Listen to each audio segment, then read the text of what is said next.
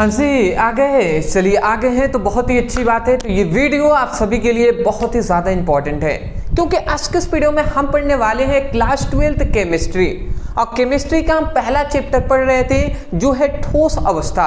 तो ठोस अवस्था जो हमारा पहला चैप्टर है जो है सॉलिड स्टेट, इसका ये पार्ट 3 है, मतलब तीसरा वीडियो है। इससे पहले कि हमने 2 वीडियो बनाया है इस चैप्टर पर, यदि उसको अभी तक आपने नहीं देखा तो इस वीडियो को देखने के बाद उस 2 वीडियो को जरूर देखिएगा, ठीक है ना। तो वीडियो को देखने के लिए आप क्या कर सकते हैं, डिस्क्रिप्शन बॉक्स में हमने लिंक प्रोवाइड कर दिया है केमिस्ट्री के नाम से, उस पर क्लिक करेंगे सभी वीडियो पार्ट 1 और पार्ट 2 मिल जाएगा। तो वहां से सीक्वेंस वाइज पढ़ते हुए चलेंगे। हम थ्योरी पढ़ा रहे हैं तो चलिए एक एक करके समझते हैं जी। सबसे पहली बात, ये वीडियो लगभग 1 से 1.5 घंटे की होगी। तो अगर आप 1-1.5 घंटे समय दे रहे हैं तो जाहिर सी बात है सबका समय बहुत ज़्यादा इंपॉर्टेंट है। तो ये जान लीजिए कि आज का ये जो पार्ट 3 है इसमें हम पढ़ने क्या वाले हैं। जो 1-1.5 घंटा जो होगा उसमें क्या पढ़ेंगे जी। तो मोस्टली हमने यहाँ पे टॉपिक का कुछ नाम लिखा हुआ है। सबसे पहले हम देखेंगे कि क्रिस्टल दोष होते हैं, मतलब क्रिस्टल दोष किसे कहते हैं इसे हम देखेंगे। फिर से क्रिस्टल दोष के जो प्रकार होते हैं, तो इसके 2 प्रकार होते हैं, उसको हम देखेंगे। फिर से रिक्तियां दोष क्या होता है, फिर से अंतरकाशीय दोष क्या होता है, साटकीय दोष क्या होता है, फिर साटकीय दोष, ठीक है ना। अब फ्रेंकल दोष, यहाँ पे फ्रेंकल होना चाहिए, मतलब साटकीय दोष। और साटकीय दोष के शर्तें अब जानेंगे, साटकीय दोष के शर्तें और लक्षण इसकी जानेंगे हम। फिर से फ्रेंकल दोष किसे कहते हैं, फिर से हम जानेंगे कि साटकीय दोष और फ्रेंकल दोष में अंतर क्या होता है, इन दोनों में डिफरेंट क्या होता है ये हम जानेंगे। फिर हम जानेंगे कि बेंड सिद्धांत क्या है, जिसे हम ऊर्जा बेंड के नाम से भी जानते हैं, तो इसको हम जानेंगे। फिर से बेंड के प्रकार हम जानेंगे। फिर हम जानेंगे चालक बेंड क्या होता है, संयोजी बेंड क्या होता है, चालक की व्याख्या करेंगे, कुचालकों की व्याख्या करेंगे, अर्धचालकों की व्याख्या करेंगे। तो ये सभी टॉपिक आज के मात्र ये एक वीडियो में हम कंप्लीट करने वाले हैं। और मात्र यही वीडियो अगर आप देख लेते हैं इसके बाद ये चैप्टर कंप्लीट हो जाएगा। मतलब ठोस अवस्था पर 3 वीडियो बना है, पार्ट 1, पार्ट 2 और पार्ट 3 जो ये चल रहा है, ये सब पढ़ लेंगे। अब हमारा ये चैप्टर कंप्लीट हो जाएगा। जो हमने आपसे प्रॉमिस किया था कि पहले हम आपको थ्योरी कराएंगे, तो थ्योरी आपका कंप्लीट हो जाएगा। चलिए दोस्त अब स्टार्ट करते हैं, समझते हैं। क्योंकि बहुत सारे स्टूडेंट मुझसे नए हैं, बहुत स्टूडेंट ऐसे होंगे जो मुझे पहली बार देख रहे होंगे। उनसे मैं केवल एक ही चीज़ कहूँगा दोस्त, देखिए थोड़ा सा पेशेंस बनाए रखिएगा। मैं आपके लिए नया हूँ, हो सकता है कि अभी आपको नहीं पता कि मेरा जो सिखाने का स्टाइल क्या है, कैसे मैं सिखाता हूँ। तो मेरा एक ही लक्ष्य है कि आप समझें, न कि रट कर याद करें, समझ कर याद करना है। अभी मैं 1-2 टॉपिक आपको कराऊंगा, सब समझ में आएगा। चलिए दोस्त, तो देखिए एक एक करके हम समझाते हैं। सबसे पहले हमें देखना है क्रिस्टल दोष क्या होता है, ठीक है ना। जो हमारा चैप्टर 1 है, बोर्ड एग्जाम 2026 के लिए हम बता रहे हैं। तो क्रिस्टल दोष क्या होता है, तो सिंपल से यहाँ बात कहा गया कि क्रिस्टल के पूर्ण क्रमिक व्यवस्था, देखिए एक शब्द आया है यहाँ पे, क्रिस्टल के पूर्ण क्रमिक व्यवस्था में कोई भी अनियमितता या विचलन आ जाए तो उसे हम क्या कहते हैं, उसे क्रिस्टल दोष कहते हैं। मतलब कि यहाँ पे ये कहा गया, जैसे कि सपोज डेट ये एक हम क्रिस्टल बना दे रहे हैं, ये क्रिस्टल हमने बना दिया इस प्रकार से। तो कह रहे हैं कि क्रिस्टल में पूर्ण क्रमिक व्यवस्था, तो पूर्ण क्रमिक व्यवस्था किसे कहते हैं, तो ये एक क्रिस्टल है। अब क्रिस्टल होंगे तो जाहिर सी बात है इसके अवयवी इस तरीके से कण होंगे। तो जो अवयवी कण होते हैं, ये देखिए यहाँ पे जो अवयवी आपके कण जो दिखाई दे रहे हैं, ये क्या है, पूर्ण क्रमिक व्यवस्था में है, एक सीक्वेंस पैटर्न में ये सभी हैं, पूर्ण क्रमिक व्यवस्था में है। आप देख सकते हैं यहाँ पे ये जो क्रिस्टल है ये पूर्ण क्रमिक व्यवस्था में है, ठीक है ना। ये जो हमारी क्रिस्टल हैं ये पूर्ण क्रमिक व्यवस्था में है। देख पा रहे हैं ना, सभी सीक्वेंस वाइज हो, इधर भी देखेंगे या एक एक लाइन नीचे भी देखेंगे तो यहाँ पे यही कहा जाता है, इसी को पूर्ण क्रमिक व्यवस्था कहते हैं। जो अवयवी जो कण है, अवयवी कण जिससे ये पूरा क्रिस्टल बना हुआ है, ठीक है ना। तो ये जो अवयवी कण है ये एक नियमित व्यवस्था में होंगे ना, उसी को हम पूर्ण क्रमिक व्यवस्था कहते हैं। तो वही कहा जा रहा है कि क्रिस्टल में पूर्ण क्रमिक व्यवस्था में कोई भी अनियमितता आ जाती है, अनियमितता या विचलन आ जाता है, तो उसी को हम क्रिस्टल दोष कहेंगे। अनियमितता का मतलब क्या है कि जैसे ये क्रिस्टल है, अब मान लेते हैं इस क्रिस्टल में कोई कण है, जैसे कि सपोज डेट मान लेते हैं कि ये जो कण है, यहाँ पे मैं 2 कण को ऐसे हटा दे रहा हूँ, ठीक है ना। ये सपोज दैट ये एक कण है, अब इसके बीच मान लेते हैं एक यहाँ पे कण आ जाएगा, ठीक है ना, सपोज दैट इसी तरीके से मतलब कोई भी कण जो है ना, ये मतलब एक क्रिस्टल है, तो एक कण मान लेते हैं यहाँ पे इस तरीके से रहेंगे, इस तरीके से रहेंगे, और फिर से यहाँ पे एक कण रह जाएगा, फिर से यहाँ पे यहाँ पे यहाँ पे यहाँ पे यहाँ पे यहाँ पे यहाँ पे यहाँ पे यहाँ पे इस तरीके से रहेंगे। तो इसमें क्या आ रही है, अवयवी कणों में अनियमितता आ जा रही है। तो इसी को हम क्या कहते हैं, इस दोष को ही क्रिस्टल दोष कहते हैं। तो परिभाषा हम क्या कह सकते हैं कि किसी क्रिस्टल के, कोई भी क्रिस्टल है तो किसी क्रिस्टल के पूर्ण क्रमिक व्यवस्था में कोई अनियमितता या विचलन आ जाता है तो उसे हम क्या कहते हैं, क्रिस्टल दोष कहते हैं। आशा करता हूं दोस्त कि आपको समझ में आ गई होंगी। अब हम समझेंगे कि क्रिस्टल दोष के प्रकार। तो मोस्टली यहाँ पे आप याद रखेंगे कि क्रिस्टल जो दोष होता है इसके कितने प्रकार होते हैं, इसके 2 प्रकार होते हैं। सबसे पहला एक प्रकार है जिसे हम बिंदु दोष के नाम से जानते हैं, दूसरा होता है रेखीय दोष। ये 2 प्रकार होते हैं। बिंदु दोष का मतलब क्या है कि अवयवी कणों की व्यवस्था में अनियमितता बिंदु दोष कहलाता है। मतलब जो अवयवी कण है, ठीक है ना, ये क्रिस्टल में अवयवी ये कण है, इनके क्या आता है, इनकी व्यवस्था में अनियमितता आ जाती है, तो उसे हम क्या कहेंगे, उसे हम ये क्या कहेंगे, बिंदु दोष कहेंगे। जैसे कि यहाँ पे ये क्रिस्टल है, तो ये जो क्रिस्टल है इनके अवयवी कण अगर आप देखें तो ये नियमित व्यवस्था में थे। इनके जो अवयवी ये कण थे पहले इसी प्रकार थे ना, इनके अवयवी कण एक नियमित इस तरीके से व्यवस्था में थे कि नहीं, एक नियमित ही व्यवस्था में थे। तो अब इसमें क्या आ गया, इनमें अवयवी कणों में एक अनियमितता आ गई है, कोई इधर है, कोई छोटा, कोई बड़ा कण है, कोई इधर उधर है, तो इसी को हम क्या कहेंगे, इसी को बिंदु दोष कहेंगे। ठीक है ना, कि क्रिस्टल के जो अवयवी कण हैं उनकी व्यवस्था में अनियमितता आ जाना ही बिंदु दोष कहलाता है। ठीक है ना। उसके बाद रेखीय दोष का मतलब क्या है कि देखिए यहाँ पे कह रहा है पूरी पंक्ति की व्यवस्था में अनियमितता क्या कहलाता है, विचलन, रेखीय दोष कहलाता है। मतलब यहाँ पे ये कहा जा रहा है कि जैसे ये अवयवी, जैसे मैं अगर अच्छे से आपको समझाऊं तो बिंदु दोष का मतलब ये है कि ये एक क्रिस्टल है, तो क्रिस्टल में मान लेते हैं ये जो अवयवी कण होंगे ये इस तरीके से सीक्वेंस वाइज भरे हुए हैं। ठीक है ना। अब मान लेते हैं सपोज डेट यहाँ पे न भर कर फिर से यहाँ पे हो गए हैं, फिर से मान लेते हैं सपोज डेट यहाँ पे न होकर फिर से यहाँ पे, ठीक है ना, इस तरीके से हो गए। तो देखिए यहाँ पे नहीं है, यहाँ पे नहीं है, तो ये क्या हो गया कि सभी देख रहे हैं सीक्वेंस वाइज है, कहीं कहीं मान लेते हैं कि मतलब नहीं है, अवयवी कणों में अनियमितता है, तो उसे बिंदु दोष कहेंगे। परंतु तो मतलब पूरी पंक्ति में व्यवस्था हो, यहाँ पे देखेंगे तो अगर एक पंक्ति ये एक पंक्ति ये, मान लेते हैं 2 पंक्तियों में व्यवस्था है, या हो सकते एक ही पंक्ति में हो। परंतु रेखीय दोष का मतलब क्या है कि सभी पंक्तियों में क्या होगी, अनियमितता होगी। जैसे कि ये पहली पंक्ति है, तो ये पहली जो पंक्ति है तो इसमें इस प्रकार अनियमितता दिखाई देगी।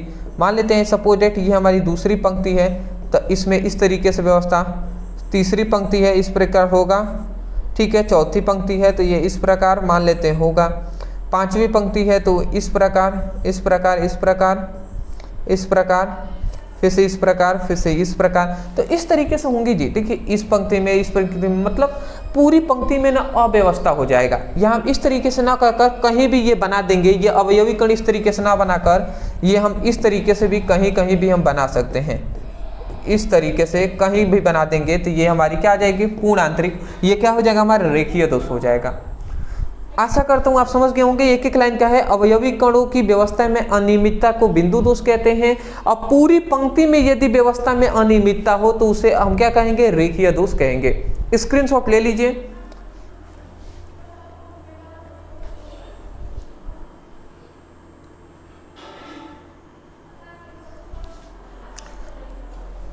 अच्छी बात है। अब हम दूसरा यहाँ पे टॉपिक पढ़ने वाले हैं, ठीक है ना, दूसरा, ठीक है, अच्छे से दिखाई दे रहा है आपको। चलिए दूसरा अब हम क्या पढ़ने वाले हैं यहाँ पे, बिंदु दोष के प्रकार। अब बिंदु दोष अभी हमने ये पढ़ा ना, बिंदु दोष, तो अब हम इसको पढ़ने वाले हैं कि इसके भी प्रकार होते हैं। तो बिंदु दोष के यहाँ पे देखेंगे तो यहाँ पे बिंदु दोष के कितने प्रकार होते हैं, तो 3 प्रकार होते हैं। पहला होता है रस समीकरण मितीय दोष, दूसरा होता है अरस समीकरण मितीय दोष, और तीसरा होता है यहाँ पे अशुद्धता, मतलब अशुद्धता दोष। तो ये 3 होते हैं जी। पहले हम रस समीकरण मितीय दोष देखेंगे। तो यहाँ पे क्या हो रहा है कि किसी आयनिक ठोस में धनायनों और ऋणायनों की संख्याओं का अनुपात स्थिर हो तो उसे रस समीकरणितीय दोष कहते हैं। मतलब सिंपल सी बात आता है कि कोई भी आयनिक ठोस है, ठीक है ना, तो उसमें धनायनों और ऋणायनों की संख्याओं का जो अनुपात होगा यदि वो स्थिर है तो ठीक है ना, तो उसे हम रस समीकरणितीय दोष कहेंगे। जैसे कि मान लेते हैं एक क्रिस्टल बनाते हैं यहाँ पे, ठीक है ना, जैसे एक छोटा सा यहाँ पे हम बना के दिखाते हैं।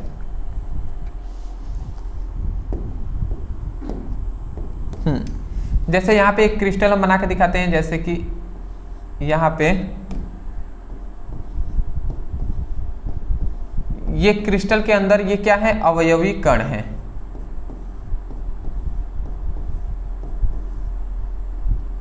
इस प्रकार ये आपस में जुड़े हुए हैं।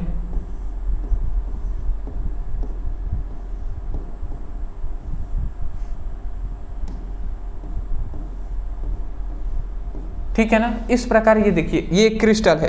अब क्रिस्टल में ये देखिए ये हमारे आयनिक ठोस हैं। आयनिक मतलब एक प्लस होगा तो एक माइनस होगा, एक प्लस होगा तो एक माइनस होगा, एक प्लस होगा तो ये माइनस होगा, ये प्लस होगा, ये माइनस, ये प्लस, ये माइनस, फिर से ये plus minus plus minus plus. तो ये एक आयनिक है जी।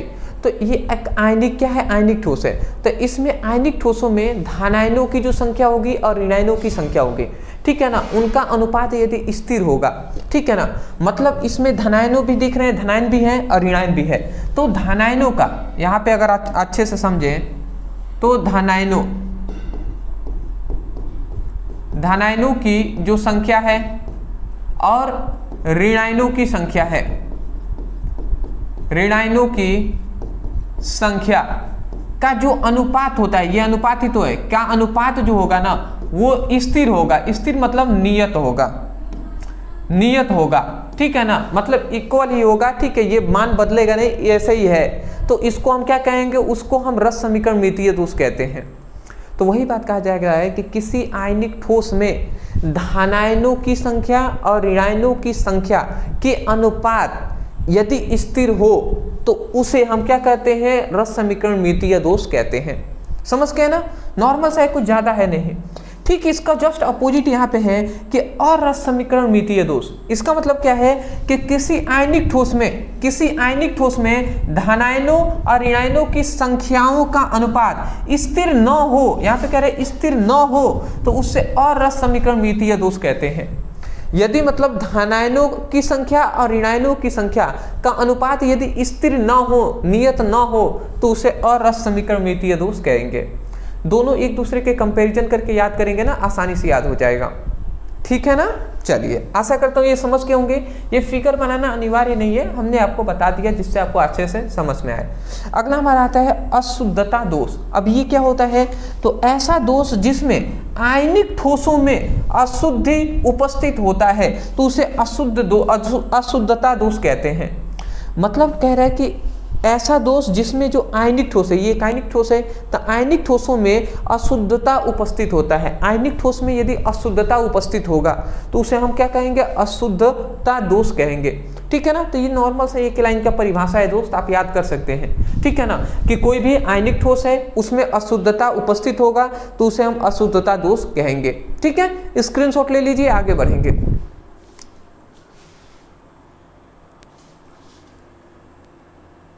अच्छी बात है, बहुत अच्छी बात है जी। चलिए, तो इतना हम समझ के हैं, चलिए आगे बढ़ते हैं।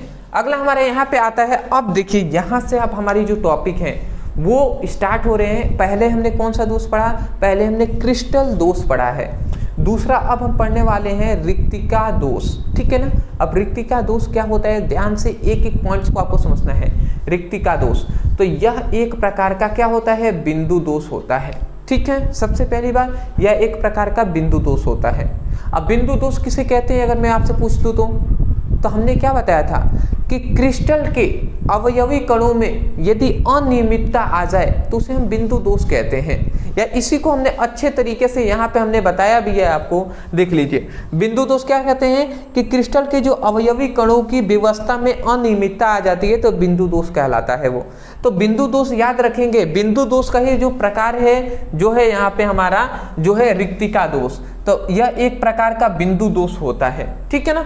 उसके बाद दूसरा इसमें पॉइंट आपको याद रखना है, यह एक प्रकार का रस समीकरण मितीय दोष होता है। मतलब बिंदु दोष भी है, अब बिंदु दोष के अंतर ही आते हैं ना, रस समीकरण मितीय मतलब, तो रस समीकरण मितीय भी दोष है, ठीक है ना।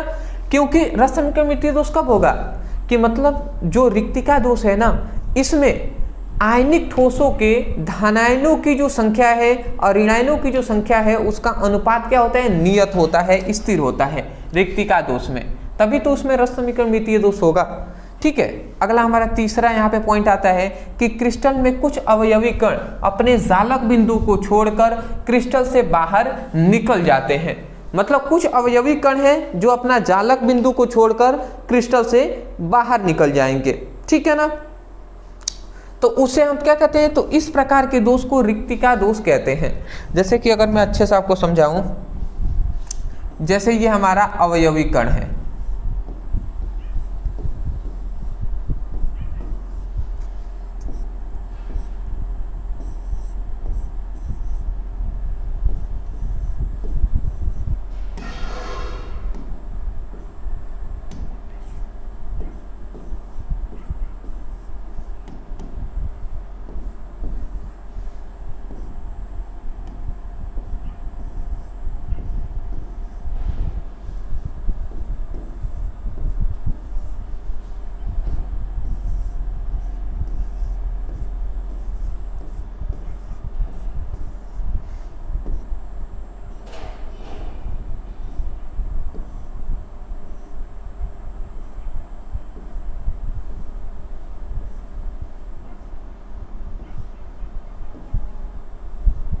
ठीक है।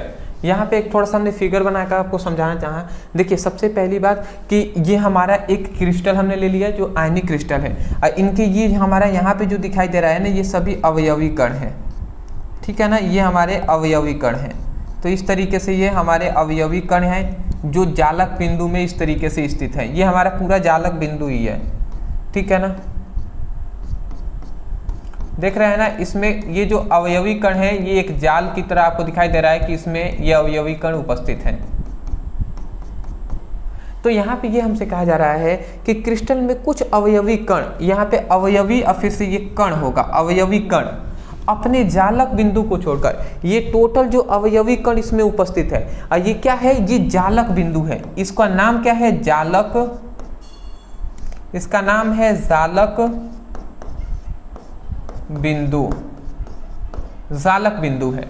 तो यहाँ पे कह रहा है कि अपने जालक बिंदु को छोड़कर क्रिस्टल से बाहर निकल जाते हैं, अपने जालक बिंदु को छोड़ देंगे और इससे बाहर निकल जाएंगे जो अवयवी कण होते हैं। तो इस प्रकार के दोष को रिक्तिका दोष कहते हैं। जैसे कि ये एक जालक बिंदु है, इसमें ये क्या है, अवयवी कण उपस्थित हैं, तो ये अवयवी कण क्या होंगे, अपने जालक बिंदु को छोड़कर बाहर निकल जाएंगे। जैसे कि यहाँ पे मान लेते हैं ये अवयवी कण है, अब इसका ये जो जालक बिंदु है इसको छोड़ दे रहे हैं इस प्रकार, और ये बाहर निकल गए, ठीक है ना। यहां से जो अवयवी कण है वो बाहर निकल जाते हैं, अवयवी कण जो हैं वो क्या हो गए हैं, बाहर निकल गए हैं, बाहर निकल गए हैं। तो उसे हम क्या कहेंगे, उसे हम रिक्तिका दोष कहेंगे।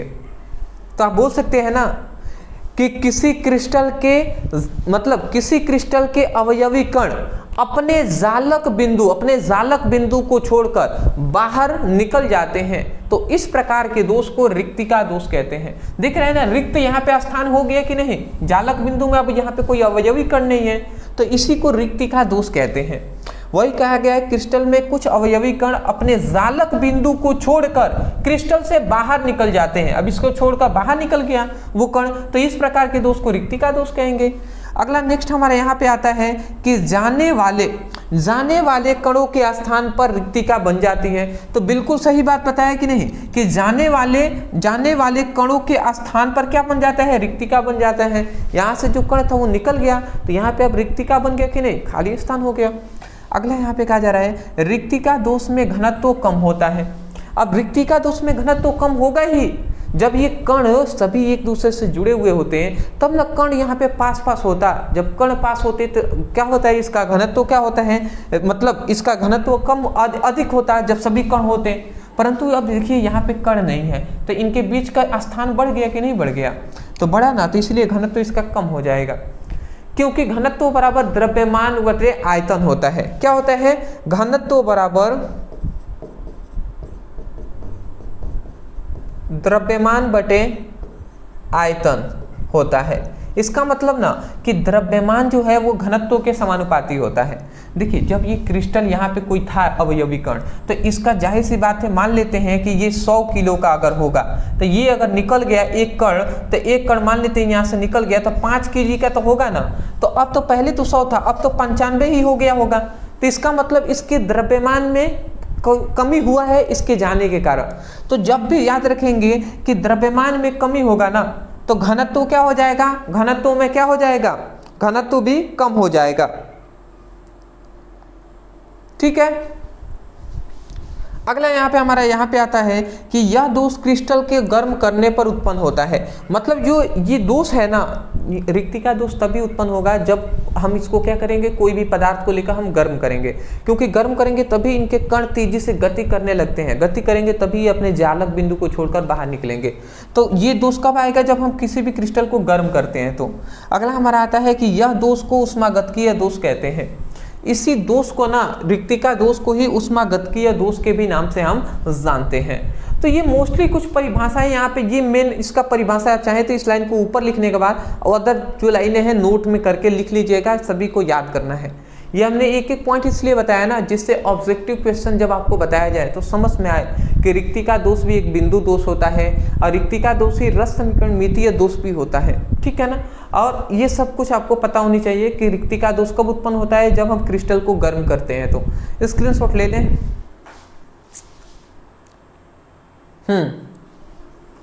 ठीक। नेक्स्ट अब हमारा आता है तीसरा। देखिए, दो हमने दोष पढ़ लिया, एक है क्रिस्टल दोष पढ़ा, दूसरा रिक्तिका दोष पढ़ लिया। अब हमारा तीसरा आता है अंतराकाशीय दोष। ये भी हमारे लिए बहुत ज्यादा इंपॉर्टेंट है, अंतराकाशीय दोष।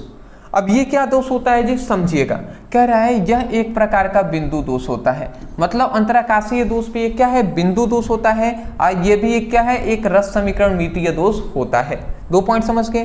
तीसरा अब यहाँ पे परिभाषा कहा जा रहा है कि क्रिस्टल के अंतराकाशीय स्थल में बाहर से कुछ अवयवी मतलब कुछ कण आ जाते हैं, तो इस प्रकार के दोष को हम क्या कहते हैं? अंतराकाशीय दोष कहते हैं। मतलब क्रिस्टल के जो अंतराकाशीय स्थल होते हैं उसमें बाहर से कुछ कण आ जाएंगे। जैसे कि अगर मैं अच्छे से समझाऊं, ये क्रिस्टल है, ठीक है ना। यहाँ पे मैं अच्छे से समझाऊं, ये सपोज दैट ये हमारा एक क्रिस्टल है।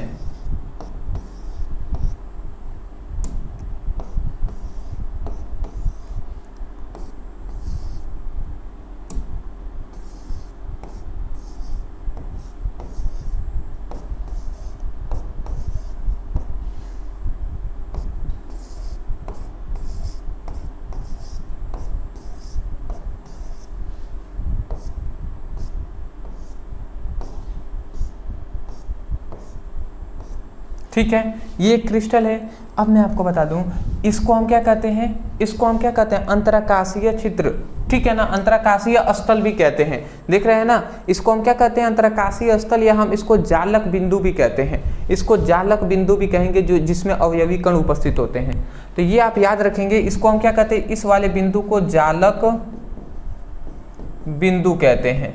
ठीक है ना। और यहाँ पे ये जो आपको बीच बीच में जो स्थान यहाँ पे दिखाई दे रहा है, इसको, इस स्थान को, ये बीच में जो स्थान दिखाई दे रहा है, इसे अंतराकाशीय या अंतराकाशीय स्थल कहते हैं। स्थल मतलब स्थान कहते हैं। तो यहाँ पे दिखेंगे तो ये हमारे जो जालक बिंदु है, इसमें अवयवी कण है। इसमें अवयवी कण पहले से उपस्थित हैं। इसमें अवयवी कण पहले से उपस्थित हैं।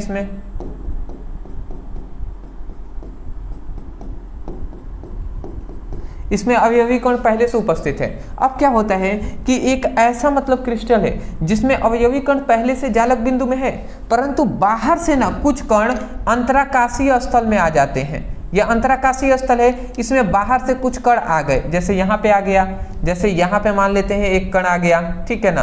तो बाहर से कुछ कण आ जाते हैं। तो इस प्रकार के दोष को हम क्या कहेंगे? हम कहेंगे अंतराकाशीय दोष, जिसमें अंतराकाशीय जो स्थल है उसमें अवयवी कण बाहर से ये आ गए हैं। कहाँ से आए हैं जी? ये बाहर से ये अवयवी कण ये आए हैं। ये क्या है, बाहर से आए हुए हैं। तो आप बोल देंगे ना कि किसी क्रिस्टल के मतलब किसी क्रिस्टल के अंतराकाशीय स्थल में कोई बाहर से अवयवी कण आ जाते हैं, तो इस प्रकार के दोष को हम अंतराकाशीय दोष कहते हैं। रट कर नहीं, समझ कर याद करना, इसलिए हम फिगर बना रहे हैं। फिगर हर जगह दिया नहीं है, बट मैं आपको बनाकर समझा रहा हूँ जिससे आपका जो कॉन्शियस माइंड है इसमें अच्छे तरीके से बैठ जाए, क्योंकि मेरा यही लक्ष्य है दोस्त कि कोई भी रटे नहीं बल्कि समझ कर याद करे। आशा करता हूँ आप समझ रहे होंगे, ठीक है ना। अगला आता है हमारा साटकीय दोष। अब साटकीय दोष क्या होता है समझ लेते हैं जी। चौथा ये हमारे दोष पढ़ रहे हैं, तो ये आप याद रखें, ये 2 प्रकार के आयनिक क्रिस्टलों से में पाए जाते हैं, मतलब 2 आयनिक क्रिस्टलों में ये पाए जाएंगे। साटकीय दोष 2 आयनिक क्रिस्टलों में पाए जाएंगे। उसके बाद यह एक प्रकार का क्या होता है, ये भी एक प्रकार का बिंदु दोष होता है, और यह भी एक प्रकार का रस समीकरण मितीय दोष होता है, ठीक है ना। ये आप याद रखेंगे। सबसे पहले ये 2 आयनिक क्रिस्टलों में पाए जाते हैं, बिंदु दोष भी होता है और साटकीय दोष है, रस समीकरण मितीय दोष होता है। उसके बाद आता है इसका परिभाषा। अगर कोई पूछ दे हमसे साटकीय दोष किसे कहते हैं, तो परिभाषा आप क्या कहेंगे, तो आप कहेंगे कि आयनिक क्रिस्टलों में धनायन और ऋणायन समान संख्या में क्रिस्टल के जालक से को छोड़कर बाहर निकल जाते हैं, उसे साटकीय दोष कहेंगे। बात को अगर आप समझेंगे तो आसानी से समझ में आ जाएगा। कहा यह जा रहा है कि आयनिक क्रिस्टल में धनायन और ऋणायन समान संख्या में, देखिए इक्वल संख्या में ये क्या होते हैं, निकलकर क्रिस्टल के जालक बिंदु से बाहर निकल जाते हैं, तो क्या कहेंगे, उसे साटकीय दोष कहेंगे। जैसे कि मान लेते हैं एक आयनिक क्रिस्टल हम बना लेते हैं, ये हमारा क्या है, आयनिक क्रिस्टल है। ये हमारा क्या है जी,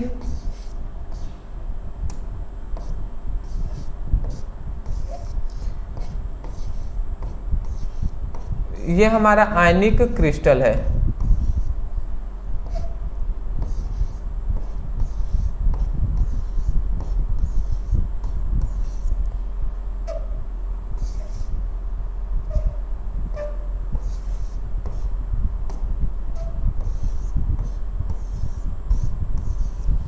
ये हमारा आयनिक क्रिस्टल है।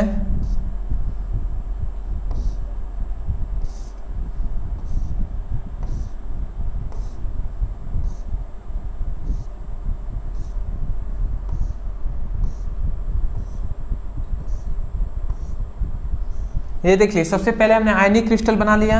अब आयनिक क्रिस्टल कब होंगे, जब ये जालक बिंदु है इसमें क्या होंगे, अवयवी कण उपस्थित होंगे। तो एक धन एक माइनस, एक फिर से धन एक माइनस, एक धन एक माइनस, फिर से माइनस प्लस माइनस, फिर से plus minus plus minus plus, फिर से minus plus minus plus minus, फिर से plus minus plus minus plus. तो ये एक हमारा क्या बन गया, ये हमारा बन गया आयनिक क्रिस्टल। तो यहाँ पे ये हमसे कहा जा रहा है कि कोई भी आयनिक क्रिस्टल है, किसी आयनिक क्रिस्टल में धनायन और ऋणायन समान संख्या में, देखिए मान लेते हैं ये एक धनायन है और एक ऋणायन है, ये अवयवी कण है। तो धनायन और ऋणायन जो है ना, ये समान संख्या मतलब एक धनायन तो एक ही ऋणायन। तो समान संख्या में धनायन और ऋणायन समान संख्या में क्या होते हैं, समान संख्या में अपने जालक बिंदु, ये जालक बिंदु है, तो अपने जालक बिंदु को छोड़कर बाहर निकल जाते हैं। ये क्या हो रहे हैं, बाहर निकल जाते हैं। तो इस प्रकार के दोष को हम क्या कहेंगे, इस प्रकार के दोष को हम क्या कहेंगे, साटकीय दोष कहेंगे। वही बात कर रहा है, देखिए एक ही धनायन निकला है तो एक ही ऋणायन निकला, हम चाहें तो एक और ये ऋणायन निकालेंगे तो एक यहाँ से भी धनायन निकाल सकते हैं, कहीं से कुछ भी आप निकाल सकते हैं, बट इक्वल होने चाहिए। अगर एक धनायन निकल रहा है तो एक ही ऋणायन, अगर 5 आप धनायन निकाल रहे हैं तो 5 ही ऋणायन निकालेंगे, तब जाकर जो दोष होगा उसे हम क्या कहेंगे, साटकीय दोष कहेंगे। तो वही कहा जा रहा है कि किसी आयनिक क्रिस्टल में धनायन और ऋणायन समान संख्या में क्रिस्टल के जालक बिंदु को छोड़कर बाहर निकल जाते हैं, तो उसे साटकीय दोष कहेंगे या कहते हैं। और साटकीय दोष की जो खोज करता है वाल्टर हारमान साटकी है, ठीक है ना। तो वाल्टर हारमान साटकी इनका जो नाम है, इन्होंने इसके बारे में बताया था, ठीक है जी, ठीक है। साटकीय दोष हम समझ लिए। अब इसके हम जानेंगे कि शर्तें क्या है और उसके बाद हम जानेंगे कि इसके लक्षण क्या होते हैं। तो सबसे पहले इसकी शाटकीय दोष की शर्तें, सबसे पहली शर्तें हैं कि यौगिक उच्च आयनिक होनी चाहिए। उच्च आयनिक का मतलब धनायन और ऋणायन आराम से टूटने वाले आयनिक, मतलब ऐसे होने चाहिए, ठीक है ना। अगला आता है समन्वय संख्या या उपसहसंयोजक संख्या उच्च होनी चाहिए, मतलब आयनिक जो ठोस है उसकी समन्वय संख्या, जिसे हम उपसहसंयोजक संख्या के नाम से जानते हैं, वो अधिक होनी चाहिए, ये आप याद रखेंगे। और तीसरा कंडीशन ये है, तभी शॉटकीय दोष काम करेगा, जब धनायन और ऋणायन का आकार लगभग समान होना चाहिए। मतलब यहाँ पे जो धनायन है और ऋणायन है, यहाँ पे जो धन आयन थे और ऋण आयन थे, इन सभी का जो आकार है लगभग इक्वल होना चाहिए, बराबर होना चाहिए आकार भी, तभी जाकर क्या होंगे, तभी जाकर वहाँ पे शॉटकीय दोष कार्य करेगा, ठीक है। तो ये कंडीशन आपको समझ में आ गया। अब हम जानेंगे कि शॉटकीय दोष के प्रभाव, या जिसे हम लक्षण भी कहते हैं। तो शॉटकीय दोष का प्रभाव क्या है और इसका लक्षण क्या है, तो हम देखिए इसके निम्नलिखित होते हैं जी। अब लक्षण कौन कौन से, सबसे पहली बात कि इनमें धनायन और ऋणायन समान संख्या में, देखिए इक्वल संख्या में क्या होते हैं, क्रिस्टल को छोड़कर बाहर निकल जाते हैं, ठीक है ना। तो इसमें तो जाहिर सी बात है, समान संख्या में देख रहे हैं, एक धनायन यहाँ से निकला है तो एक ऋणायन समान संख्या में अपने जालक बिंदु को छोड़कर या क्रिस्टल को छोड़कर बाहर निकल जाते हैं, तो ये तो बात सही है, ठीक है ना। तो इसलिए इसका उदासीनता पर कोई प्रभाव नहीं पड़ता है, कोई प्रभाव पड़ेगा ही नहीं उदासीनता पर, क्योंकि एक धनायन निकला तो एक ही ऋणायन निकल रहा है। यदि मान लेते हैं दो केवल ऋणायन ही निकल जाते हैं, या दो केवल धनायन ही निकल जाता, या एक ही धनायन या कोई एक ही ऋणायन निकल जाता, तो उसकी उदासीनता पर प्रभाव पड़ता, तब उस पर कोई आवेश उत्पन्न होता। बट एक धनायन तो एक ऋणायन निकल रहे हैं, तो इसीलिए वो उदासीन ही होगा। फिर से यहाँ पहला आप समझ के, दूसरा में से ये कह रहा है कि यह दोष में क्रिस्टल का घनत्व कम होता है। ये दोष जो है ना, इसमें क्रिस्टल का जो घनत्व है वो कम होता है। कैसे कम होता है जी, इसलिए कम होता है क्योंकि द्रव्यमान में कमी आ जाती है, ठीक है ना। क्यों, क्योंकि द्रव्यमान में कमी आ जाती है, क्योंकि घनत्व बराबर क्या होता है, घनत्व बराबर होता है द्रव्यमान बटे आयतन, द्रव्यमान बटे आयतन, यही ना होता है। तो इसका मतलब घनत्व को हम d से कर रहे हैं, तो घनत्व जो d है वो द्रव्यमान m के क्या होता है, समानुपाती होता है। यदि द्रव्यमान का मान घटेगा तो घनत्व का भी मान घटेगा। तो जाहिर सी बात है कि ये जो हमारा एक क्या है, एक हमारा ये क्रिस्टल है जिसमें से जालक बिंदु से अवयवी कण बाहर निकल गए हैं, तो बाहर निकलेंगे, इसका मतलब इसका जो द्रव्यमान है उसमें कुछ कमी आएगा, वेट में, मास में कुछ कमी आएगा। तो जब मास में इसके वेट में कमी आ रहा है तो इसका मतलब घनत्व भी तो कम होगा, तो इसीलिए क्रिस्टल क्या होते हैं, इसका घनत्व क्या होता है, कम होता है। फिर से कह रहा है कि शाटकीय दोष के कारण क्रिस्टल क्या होते हैं, सुचालक होते हैं। शाटकीय दोष के कारण ही क्रिस्टल क्या होते हैं, सुचालक होते हैं, मतलब विद्युत धारा आसानी से फ्लो होता है। अगला ये कह रहा है कि धनायन और ऋणायन बाहर निकलने के कारण छिद्र बनाते हैं, जिन्हें छिद्र युग्म कहते हैं। धनायन और ऋणायन जब क्या होंगे, बाहर निकलेंगे, जिसके कारण वहाँ पे एक छिद्र बनता है, जिसे छिद्र युग्म कहते हैं। अब जैसी बात है कि धनायन और ऋणायन यहाँ से निकल गए तो यहाँ पे एक छिद्र बना या नहीं बना, और इसी को छिद्र युग्म के नाम से भी जानते हैं, जो कि यहाँ पर आपको बताया जा रहा है, ठीक है ना, जिसे हम छिद्र युग्म कहते हैं। तो ये है शाटकीय दोष के शर्तें और इसकी लक्षण। स्क्रीनशॉट, फिर आगे बढ़ेंगे।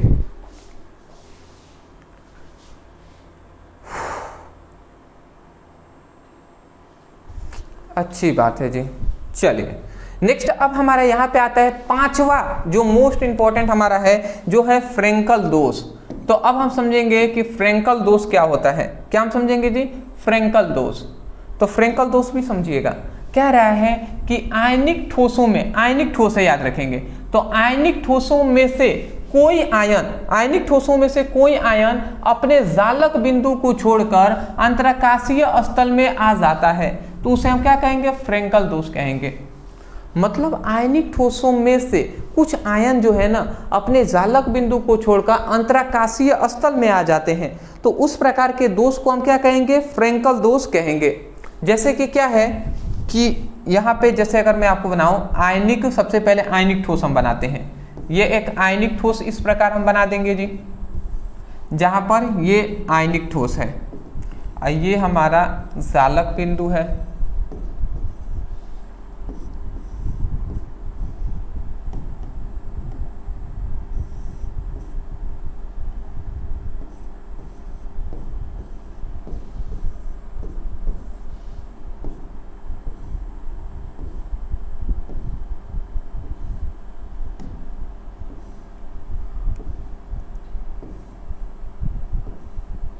ये हमारा क्या है, हमारा आयनिक ठोस है। अब आयनिक ठोस है तो जाहिर सी बात है यहाँ पे धनायन होगा तो यहाँ पे ऋणायन, फिर से यहाँ पे धनायन, यहाँ पे ऋणायन, यहाँ पे धनायन, फिर से यहाँ पे ऋणायन, यहाँ पे धनायन, यहाँ पे धनायन ऋणायन धनायन ऋणायन, फिर से ऋणायन धनायन ऋणायन धनायन। तो इस तरीके से ये होंगे जी, ठीक है ना। तो ये हमारा आयनिक ठोस है। अब आयनिक ठोस में से ना यहाँ पे ये कहा जा रहा है, ध्यान से समझेंगे, आयनिक ठोस में कुछ आयन, कुछ आयन का मतलब कोई भी आयन, मान लेते हैं सपोज है यहाँ पे जो धन आयन है, तो ये जो धनायन है, तो यहाँ पे कह रहे हैं कि कुछ आयन, मान लेते हैं ये धनायन ही, तो कुछ आयन अपने जालक बिंदु को छोड़कर, ये जालक बिंदु है तो अपने जालक बिंदु को छोड़कर अंतराकाशीय स्थल में आ जाते हैं। तो ये जो धनायन था अपने जालक बिंदु को छोड़कर इस अंतराकाशीय स्थल में आ गया, मतलब यहाँ पर ये आ गया, ठीक है, अंतराकाशीय स्थल में आ गया है, इसे अंतराकाशीय स्थल कहते हैं। तो अंतराकाशीय स्थल में आ जाता है तो इसे हम फ्रेंकल दोष कहते हैं, ठीक है ना, यही दोष है जी। मान लेते हैं एक ही नहीं, मान लेते हैं यहाँ से ऋणायन ये निकला, अब ये ऋणायन निकलकर अपने जालक बिंदु में यहाँ पे आ गया, अंतराकाशीय स्थल में आ गया। जो अवयवी कण है वो अपने जालक बिंदु को छोड़कर अंतराकाशीय स्थल में आ गए। तो इस प्रकार के दोष को हम क्या कहेंगे, फ्रेंकल दोष कहते हैं। समझ के होंगे ना, अच्छी बात है, ठीक है। इतना आप नाम याद रखेंगे, ये अंतराकाशीय स्थल है, ये वाले बीच बीच आपको दिखाई दे रहा है अंतराकाशीय स्थल, ये हमारा जालक बिंदु है जिसमें धनायन और ऋणायन उपस्थित है, ठीक है। अगला यहाँ पे कुछ पॉइंट्स है जिसको नोट डाउन करके याद रखिएगा। सबसे पहली बात, यह दोष आयनिक ठोसों में पाया जाता है, यह दोष केवल आयनिक ठोसों में पाया जाएगा। ससंयोजक ठोस होते हैं तो उन सभी में, धात्विक ठोसों में नहीं, ओनली आयनिक ठोसों में। अगला आता है, ठीक है ना, कि यह एक बिंदु दोष होता है। ये कैसा बिंदु दोष होता है, और यह एक रस समीकरण मितीय दोष भी होता है, ठीक है। अगला आता है, इसकी खोजकर्ता याद रखेंगे याकवे फ्रेंकल ने किया था। किसने किया था, याकवे फ्रेंकल नामक वैज्ञानिक ने किसकी, फ्रेंकल दोष की खोज की थी। आशा करता हूं दोस्त कि आपको समझ में आ गई होंगी। तो ये था हमारा इंपॉर्टेंट जो कि आप सभी को याद रखना है। अब चलिए एक आवश्यक जो बातें हैं उसको मैं बता दूं। सबसे पहली बात कि आप जो भी स्टूडेंट मतलब अपने बोर्ड एग्जाम के लिए सीरियस है, सबसे पहली बात मैं ये कहूँगा कि जो भी स्टूडेंट अपने बोर्ड एग्जाम के प्रति सीरियस हैं उनके लिए मैं ज़्यादातर ये कह रहा हूँ, जो भी student board exam, Bihar board के जो भी स्टूडेंट हैं और अपने एग्जाम के प्रति सीरियस हैं, वो जो ये हमने प्रोवाइड किया है ऑफिशियली इंपॉर्टेंट जो हमारे नोट्स हैं, इसको ज़रूर ले लीजिएगा। बिहार बोर्ड के लिए मोस्टली बोर्ड एग्जाम 2026 के लिए हम आपको बता रहे हैं। देखिए इसमें हम क्या दे रहे हैं, फिजिक्स और केमिस्ट्री दोनों को एक साथ नोट्स दे रहे हैं। फिजिक्स के टोटल आपके कितने चैप्टर हैं, 15 चैप्टर, और केमिस्ट्री के 16 चैप्टर। तो समझिए 15-16 मतलब 31 चैप्टर हैं। तो 31 चैप्टरों का चैप्टर वाइज सबसे पहले संपूर्ण किताब के नोट्स हम देंगे, ऑल नोट्स देंगे, सब कुछ उसमें रहेगा, ठीक है ना। मतलब जितना हम थ्योरी में पढ़ रहे हैं ये सब कुछ ना, ये सभी आपको 31 ये जो चैप्टर है 31 चैप्टरों का मिलेगा टाइपिंग नोट्स, बहुत ही बेहतरीन नोट्स मिलेगा जिसको आपको अच्छे से पढ़ना है। तो ये आपको मिल जाएंगे। उसके अलावा किताब उताब किनने की आवश्यकता नहीं है दोस्त, मैं पहले ही कह दे रहा हूँ, कोई दिक्कत नहीं है। किताब अपना किनिए, 400 500 700 को पड़ेगा, ठीक है ना। सभी का अगर लेने लगे तो ऐसा नहीं करना है। फिजिक्स केमिस्ट्री ओनली आपको 199 में दिया जा रहा है, तो इसको ले लें। फिर से केवल हम किताब नहीं दे रहे हैं, मतलब ये किताब नहीं है, पीडीएफ नोट्स है, ये आप याद रखेंगे, जो व्हाट्सएप पर ही आपको सेंड किया जाएगा। फिर से याद रखेंगे, केवल संपूर्ण किताब के ऑल नोट्स नहीं दे रहे हैं, फिर से हम आपको दे रहे हैं जैसे कि सभी नोट्स मिल जाएंगे। तो उसमें कौन इंपॉर्टेंट है कौन नहीं, मान लेते हैं समय कम रहेगा तो आप क्या करेंगे, तो उसके लिए हम सभी 31 जो चैप्टर है तो उसका चैप्टर वाइज प्रत्येक चैप्टर का अलग अलग सभी संपूर्ण मतलब सब्जेक्टिव क्वेश्चन है उसको दे रहे हैं। जितने भी सब्जेक्टिव क्वेश्चन होंगे चैप्टर वाइज, मान लेते एक चैप्टर में 7 सब्जेक्टिव क्वेश्चन इंपॉर्टेंट है, तो इस तरीके से पर चैप्टर वाइज सब्जेक्टिव नोट्स देंगे, ठीक है ना। टाइपिंग नोट्स मिलेगा, फिर से संपूर्ण किताब के ऑब्जेक्टिव मिलेंगे चैप्टर वाइज, मतलब 31 चैप्टर का अलग अलग आपको मिलेगा ऑब्जेक्टिव क्वेश्चन, जिससे आपको ये पता चल जाएगा कि एक चैप्टर का ऑब्जेक्टिव तैयार किया, फिर से दूसरे, फिर से तीसरे, फिर से चौथे। तो इस तरीके से आपको पता रहेगा कि 4 चैप्टर का ऑब्जेक्टिव तैयार कर लिया है, इतना बचा हुआ है, इसको भी तैयार कर लेंगे। तो इसलिए ऐसा किया गया है। संपूर्ण महत्वपूर्ण अभिक्रियाएं हैं, रिएक्शन, उसको भी हम आपको दे देंगे। तो ये सब मात्र ओनली आपको 199 में दिया जा रहा है, ठीक है ना। ये सब कुछ आपको मिलेगा। तो आराम से इससे लेकर आप अच्छे से पढ़ाई कीजिए। वीडियो हम प्रोवाइड कर रहे हैं तो वीडियो से आप अच्छे तरीके से समझते हुए भी चलेंगे।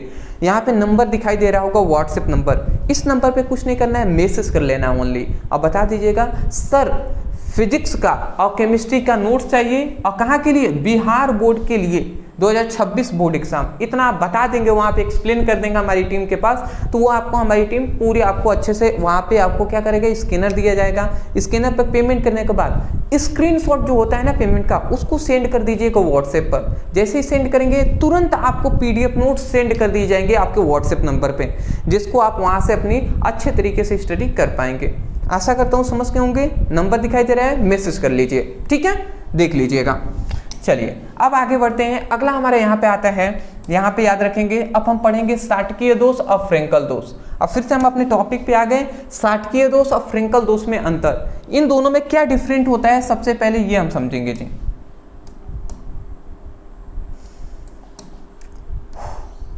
साटकीय दोष और फ्रेंकल दोष, सबसे पहला अंतर यहाँ पे देखिए। सबसे पहली बात, साटकीय दोष अभी हमने पढ़ा, इसमें हमने क्या पढ़ा था कि समान संख्या में धनायन और ऋणायन क्रिस्टल से बाहर निकल जाते हैं। मतलब साटकीय दोष में क्या है, समान संख्या में, इक्वल संख्या में धनायन और ऋणायन अपने क्या होता है, क्रिस्टल से बाहर निकल जाते हैं।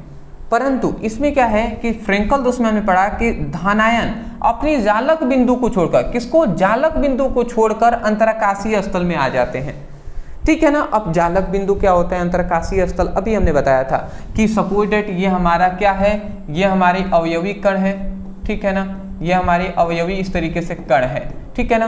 तो ये वाला जो है इसी को जालक बिंदु कहते हैं, ठीक है ना। और ये जो हमारा स्थान यहाँ पे दिखाई दे रहा है, इसे हम अंतराकाशीय स्थल कहेंगे या अंतराकाश कहते हैं। तो यहाँ पे ये कह रहा है कि धनायन अपने जालक बिंदु को छोड़कर अंतराकाशीय स्थल में आ जाएगा, तो इसको हम फ्रेंकल दोष कहेंगे।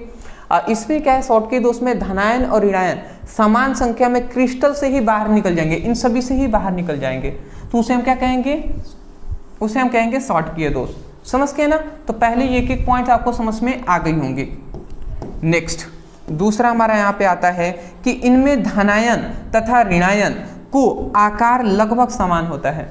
मतलब साटकीय दोष में धनायन और ऋणायन दोनों का आकार लगभग समान होगा, परंतु फ्रेंकल दोष में धनायन का आकार छोटा होता है और ऋणायन का आकार क्या होता है, बड़ा होता है, ठीक है ना। तुलना करके आप याद रख लेंगे।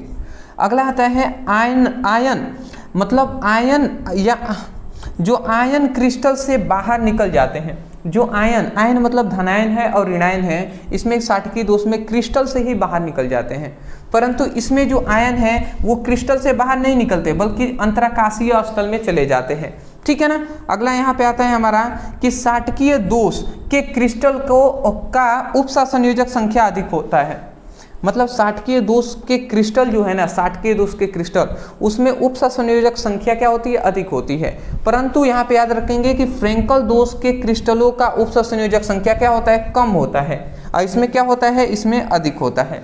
अगला हमारा यहाँ पे आता है कि इनमें आयनों का अस्थायित्व बढ़ता है। मतलब साटकीय दोष में क्या होता है, आयनों का अस्थायित्व क्या होता है, बढ़ता है, और फ्रेंकल दोष में आयनों का अस्थायित्व क्या होता है, घटता है, ठीक है जी। इसको सब कंपैरिजन करके भी आप याद करेंगे ना, सब आसानी से याद हो जाएगा, ठीक है ना।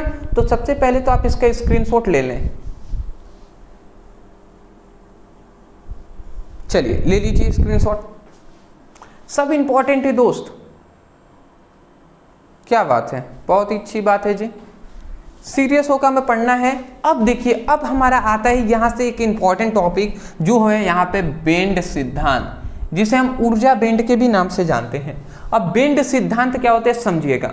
यहाँ पे हमें बताया गया, इस सिद्धांत में हमें बताया गया है, इस सिद्धांत में हमें क्या बताया गया कि किसी की पदार्थों में विद्युत धारा प्रवाहित करने का क्या क्या तरीका है। मतलब ये बताया गया कि कोई भी यदि पदार्थ है तो इसमें हम विद्युत धारा, इलेक्ट्रिक, मतलब मान लेते हैं इसमें हम विद्युत धारा प्रवाहित करेंगे, तो विद्युत धारा किस किस तरीके से हम प्रवाहित कर सकते हैं, उस तरीके के बारे में हमें इस सिद्धांत में बताया गया है, बेंड सिद्धांत में। तो आप कह सकते हैं ना कि इस सिद्धांत में हमें बताया गया है कि पदार्थों में विद्युत धारा प्रवाहित करने में क्या क्या तरीके हैं, प्रवाहित करने का क्या क्या तरीका है, ये बताया गया है। अब देखिएगा कौन कौन से तरीके आएंगे। सबसे पहले इनमें निम्न बातें बताई गई हैं। सबसे पहली बात यहाँ पे बताया गया है कि जो बेंड है वो एक पदार्थ के परमाणुओं के अंदर परमाणु कक्षक होते हैं। मतलब यहाँ पे ये बात बताया गया कि जो बेंड है ना, जो बेंड होता है वो एक पदार्थ है, एक ये बड़ा सा पदार्थ है, ठीक है ना। मान लेते हैं एक सपोज दैट ये एक बड़ा सा पदार्थ है, एक सपोज दैट ये एक बड़ा सा पदार्थ है। तो पदार्थ बहुत सारे, ये जो पदार्थ है तो हम इतना बात जानते हैं पदार्थ बहुत छोटे छोटे परमाणुओं से मिलकर बने होंगे। तो मान लेते हैं इसका ही एक छोटा सा परमाणु हम यहाँ पर बना दे रहे हैं। ये बहुत बड़ा हमने बनाया बट बहुत ही छोटा ये है। तो वही कहा जा रहा है जो बेंड होता है वो पदार्थों को, एक पदार्थों के परमाणु के अंदर, ये परमाणु है ना, तो परमाणु के अंदर, और परमाणु के अंदर यहाँ पे नाभिक होता है और नाभिक के चारों ओर ये कक्षाएं होती हैं। तो परमाणु के अंदर परमाणु कक्षक क्या होते हैं, परमाणु कक्षक में होते हैं, यहाँ पे कक्षक में होते हैं। मतलब परमाणु के अंदर ये जो कक्षाएं होती हैं, इस कक्षाओं के अंदर क्या पाया जाता है, इन कक्षाओं के अंदर बेंड पाया जाता है। समझ रहे हैं, मतलब परमाणु के अंदर जो कक्षाएं हैं उनकी कक्षाओं में बेंड पाया जाता है, ठीक है। तथा जब बहुत सारे कक्षक, देखिए ध्यान से समझेंगे, जब बहुत सारे कक्षक आपस में मिलते हैं तो आणविक कक्षक का निर्माण करेंगे। देखिए सिंपल सी बात यहाँ पे ये बताया गया कि पदार्थ है, इसमें परमाणु होंगे, तो परमाणु के अंदर क्या होंगी, कक्षाएं होंगी। तो जब बहुत सारी कक्षाएं आपस में मिलती हैं तो क्या बनते हैं, आणविक कक्षक का निर्माण होता है, आणविक कक्षक का निर्माण होता है। और जब बहुत सारी, फिर से देखिए, और बहुत सारी आणविक कक्षक मिलते हैं तो बेंड का निर्माण करते हैं, और बहुत सारे आणविक कक्षक जो मिलेंगे ना तब जाकर बेंड का निर्माण होगा, ठीक है। मतलब समझ के होंगे, पदार्थ के अंदर परमाणु होता है, परमाणु में देखेंगे तो बहुत सारी कक्षाएं होंगे, तो जब बहुत सारी कक्षाएं आपस में मिलती हैं तो आणविक कक्षक का निर्माण होता है, और जब बहुत सारे आणविक कक्षक मिलते हैं तब जाकर बेंड का निर्माण होता है। तो मैं आशा करता हूं कि इतनी बात आपको समझ में आ गई होंगी, ठीक है। चलिए जी, उसके बाद अब हम जानेंगे कि बेंड दो प्रकार के होते हैं, ठीक है ना। अब यहाँ पे थोड़ी सी लाइट आपको थोड़ी डीम आ रही होगी तो कोई दिक्कत नहीं है दोस्त, मैनेज कर लीजिएगा, ठीक है ना। अब देखिए यहाँ पे ये कहा जा रहा है कि बेंड दो प्रकार के होते हैं। अब कौन कौन सा बेंड होता है जी, जो बेंड है ना ये दो प्रकार के होते हैं। सबसे पहले एक होता है चालन बेंड, एक होता है संयोजी बेंड। अब चालन बेंड क्या है, तो इसका सिंपल सा है जी, चालन बेंड का मतलब इसकी ऊर्जा अधिक होती है। मतलब चालन बेंड की ऊर्जा क्या होती है, अधिक होती है, ठीक है ना, क्योंकि ये पूरी तरीके से खाली होते हैं। मतलब यहाँ पे अगर मैं अच्छे से फिगर से समझाऊं तो ये हमारा क्या है, चालन बेंड है, ये हमारा क्या है, चालन बेंड। यहाँ पे मैं नाम लिख दे रहा हूँ, चालन चालक बेंड, ये हमारा चालक बेंड है। तो ये जो हमारा चालक बेंड है ये पूरी तरीके से खाली होता है, जबकि इसमें क्या होने चाहिए, इसमें मुक्त इलेक्ट्रॉन होने चाहिए, बट इसमें मुक्त इलेक्ट्रॉन नहीं होता है, ये पूरी तरीके से क्या होता है, खाली होता है, खाली होता है। और जब खाली होगा तो इसका मतलब ऊर्जा इसका क्या होगा, अधिक होगा, ठीक है ना। तो यही कहा जा रहा है इसकी ऊर्जा अधिक होती है क्योंकि यह पूरी तरीके से खाली होता है, तो उसी को हम चालक बेंड कहते हैं, ठीक है। अगर संयोजी बेंड कहते हैं तो याद रखेंगे इसकी ऊर्जा क्या होती है, इसकी ऊर्जा कम होती है क्योंकि यह पूरी तरीके से इलेक्ट्रॉनों से भरे होते हैं, ठीक है ना। मतलब इसकी ये पूरी तरीके से इलेक्ट्रॉनों से भरे हुए होंगे। जैसे ये हमने एक ले लिया, क्या है, ये एक हमारा बेंड है, तो इसमें जो क्या होगा, इसमें जो इलेक्ट्रॉन होंगे, ये इसमें इलेक्ट्रॉन पूरी तरीके से इस प्रकार भरे हुए होंगे।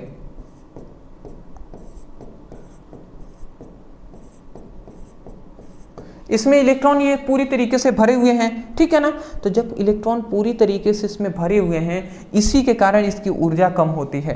तो यही कहा जा रहा है कि इसकी ऊर्जा, जो संयोजी बेंड है, इसकी ऊर्जा कम होती है क्योंकि इसमें पूरी तरीके से इलेक्ट्रॉन भरे हुए होते हैं, ठीक है ना। यहाँ पे एक नोट्स में एक बात पॉइंट से आप याद रखिएगा कि जब संयोजी बेंड की इलेक्ट्रॉन चालन बेंड में चले जाते हैं तो विद्युत धारा प्रवाहित होने लगती है। मतलब जब यहाँ पे संयोजी बेंड, ये हमारा क्या है, संयोजी बेंड है, तो जब हमारा ये जो हमारा संयोजी बेंड है, तो जब संयोजी बेंड और चालन बेंड, चालक बेंड, इन दोनों के बीच अति व्यापन होता है, तो अति व्यापन होगा ना तो संयोजी बेंड की जो इलेक्ट्रॉन है ये चालक बेंड में आ जाएंगे, संयोजी बेंड की इलेक्ट्रॉन चालक बेंड में आ जाएंगे। और जैसे ही आ जाते हैं ना तो इसका मतलब विद्युत धारा क्या होता है, जो धारा है वो प्रवाहित होने लगेगा। तो यही कहा जा रहा है कि संयोजी बेंड की इलेक्ट्रॉन चालक बेंड में चले आते हैं तो विद्युत धारा क्या होता है, प्रवाहित होने लगती है। समझ के होंगे, अच्छी बात है। स्क्रीनशॉट लेंगे तो ले लीजिए। क्या बात है, बहुत ही अच्छी बात है जी। अब देखिए, अब यहाँ पे हमें 3 पॉइंट्स यहाँ पे जानना है हमें।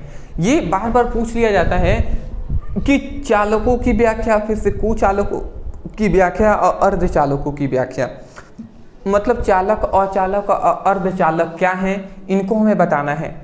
ऐसे नहीं, हमें इसके आधार पे बताना है, जो ऊर्जा बेंड सिद्धांत है ना, इसके आधार पे हमें बताना है, इस चालक बेंड और संयोजी बेंड के आधार पर चालक, अचालक और अर्धचालक की परिभाषा करना है। तो चलिए हम देखते हैं जी। तो चालकों की व्याख्या हम क्या करेंगे।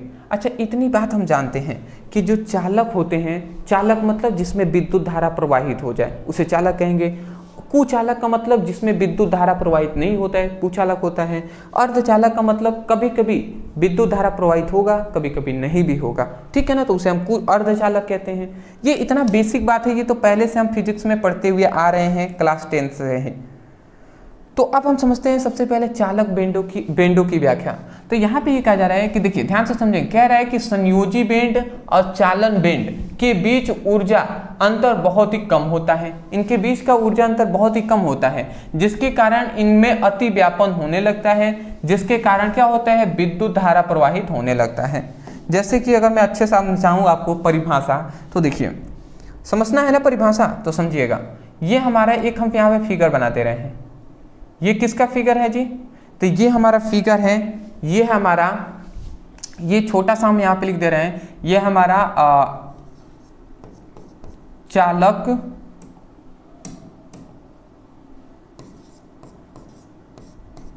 बेंड, ये हमारा क्या है, ये हमारा चालक बेंड है, ठीक है ना।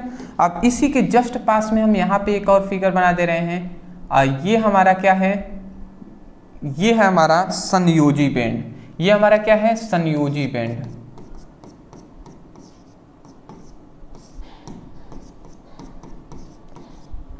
ठीक है, तो ये चालक बेंड है, ये संयोजी बेंड है। अब बेसिक बात, इतना बात हम जानते हैं कि जो हमारा संयोजी बेंड होता है, इसमें मुक्त इलेक्ट्रॉन इस प्रकार पाए जाते हैं। तो यहाँ पे यही कहा जा रहा है कि संयोजी बेंड और चालक बेंड के बीच ऊर्जा अंतर बहुत ही कम होता है। इन दोनों के बीच ऊर्जा अंतर कम होता है, इसीलिए इनके बीच क्या हो रहा है, अति व्यापन हो रहा है। देख रहे हैं इनके बीच अति व्यापन हो रहा है, देख रहे हैं ये पास सट गया है, तो अति व्यापन हो रहा है। तो अति व्यापन होगा ना, तो इस संयोजी बेंड के जो इलेक्ट्रॉन है, ये चालक बेंड में प्रवेश करने लगेंगे। तो जैसे ही प्रवेश करेंगे ना, तो इसी के कारण क्या होता है, विद्युत धारा इसमें प्रवाहित होने लगता है। किसमें, चालक बेंड में भी विद्युत धारा प्रवाहित होने लगता है। समझ गए ना। तो वही बात यहाँ पे कहा जा रहा है कि जब चालक, मतलब यहाँ पे कह रहा है कि संयोजी बेंड और चालक बेंडों के बीच का ऊर्जा अंतर बहुत ही कम होता है, जिसके कारण इनके बीच अति व्यापन होता है, जिसके कारण क्या होता है, विद्युत धारा प्रवाहित होने लगती है। क्यों प्रवाहित होगा जी, क्योंकि इसके इलेक्ट्रॉन इसमें आने लगेंगे। समझ गए ना, अच्छी बात है। उसके बाद आता है कुचालक। कुचालक का मतलब होता है जिसमें विद्युत धारा प्रवाहित नहीं होता है। तो इसको अगर अच्छे से समझें तो देखिए, कह रहा है संयोजी बेंड, कह रहा है संयोजी बेंड और चालक बेंड की ऊर्जा अंतर बहुत ही अधिक होता है। इसमें कम था तो पास पास थे, और इसमें बहुत ही अधिक होता है, इसीलिए इसके कारण इसमें विद्युत धारा प्रवाहित नहीं होता है। कैसे नहीं होगा जी, समझिएगा। जैसे ये हमारा चालक बेंड है और ये हमारा सपोज दैट ये हमारा चालक बेंड है, और ये हमारा क्या है, संयोजी बेंड है। ठीक है ना। तो देखिए ये हमारा संयोजी बेंड हो गया,